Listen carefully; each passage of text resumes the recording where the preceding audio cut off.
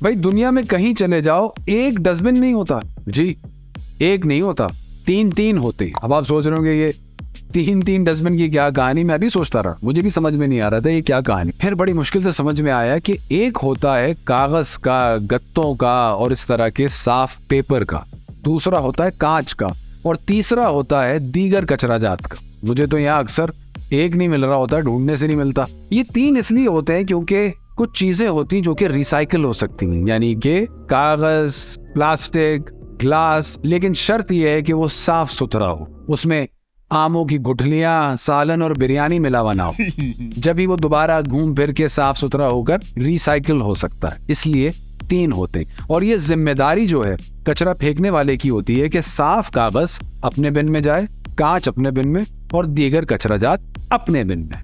हाय, लेकिन दुनिया क्या जाने हमारी technology. We are way ahead. In fact, we have already implemented this high-tech system called UD and JD. ऐसा हो ही नहीं सकता कि आपने सिस्टम के बारे में ना सुन। क्या? You haven't heard about it? No. अच्छा, लेकिन मैं चैलेंज करता हूं कि हमारा जो कचरा डिस्पोज करने का सिस्टम है वो पूरी दुनिया में कहीं नहीं है। UD यानी कि उछाल दो और उसके फौरन बाद JD यानी कि फिर जला दो।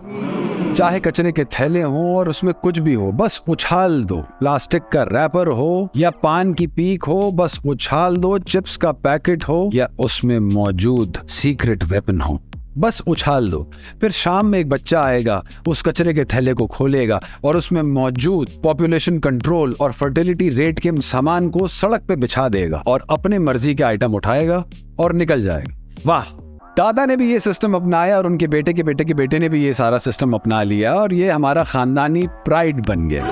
सुभान अल्लाह, बस उछाल दो और उछाले जा रहे हैं। पूरा क्लिप देखना है, डिस्क्रिप्शन में एक लिंक है, उस पर क्लिक करो जल्दी।